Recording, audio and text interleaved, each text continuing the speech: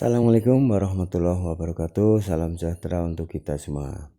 Bagaimana kabar Bapak Ibu sahabat honorer? Tentu saja dalam keadaan sehat walafiat dan tetap semangat di dalam menjalankan kewajibannya ya sebagai calon abdi negara. Baik Bapak Ibu sahabat honorer, mari kita simak. Inilah nasib tenaga honorer yang tidak punya SPTJM. Apakah gagal diangkat jadi P3K, benarkah? Begini kata Komisi 2 DPR RI. Nah, dari informasi ini ya, di mana Wakil Ketua Komisi 2 ini DPR RI, Junimat ya, ini menyampaikan informasi mengenai apabila honorer tidak punya SPTJM ya, SPTJM. Nah tentu saja besar harapan dari DPR mengharapkan tetap diangkat ya, diprioritaskan, dan mewanti-wanti dari Wakil Ketua DPRD ya, DPR ya, Junimat ini akan adanya mafia honorer ya. Nah untuk itu maka perlu diantisipasi oleh Kemenpan RB bersama BKN agar tidak terjadi hal-hal yang tidak diinginkan. Mari kita simak ya keterangan dari Junimat serta Kemenpan RB mengenai tenaga honorer yang akan diangkat menjadi ASN yang berkaitan dengan persyaratan SPTJM. Nah, mari kita simak apa infonya. Ayo Bandung.com. Bagaimana nasib tenaga honorer yang tidak memiliki SPTJM, gagal diangkat jadi P3K? Begini kata Wakil Ketua 2 DPR RI. Perlu diketahui beberapa waktu lalu pemerintah telah melakukan pendataan non-ASN alias tenaga honorer di seluruh Indonesia. Berdasarkan hasil verifikasi yang dilakukan BKN, terdapat 2,3 juta tenaga honorer yang terdata di seluruh Indonesia. 2,3 juta pegawai non-ASN itu merupakan mereka pegawai yang telah mendaftar di BKN serta melampirkan surat pernyataan tanggung jawab mutlak atau SPTJM. Maka otomatis bagi non-ASN yang belum melampirkan atau tidak memiliki SPTJM, maka secara tidak langsung akan terdata di BKN. Nah ini setelah didata ya, itu ada 2,3 juta honorer yang sudah punya SPTJM atau surat pernyataan tanggung jawab mutlak ya. Apakah Bapak Ibu punya? Nah ini tentunya sudah terdata di BKN.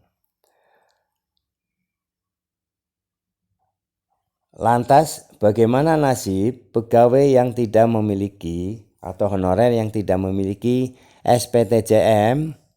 Begini penjelasan dari Junimat Gingsang selaku Wakil Ketua Komisi 2. Dalam rapat koordinasi yang dilakukan oleh Komisi 2 dan Kemenpan RB, Junimat menyampaikan kepada Menteri dan pejabat Kemenpan RB agar tidak terfokus kepada pegawai honorer yang telah melampirkan surat pernyataan tanggung jawab mutlak atau SPTJM.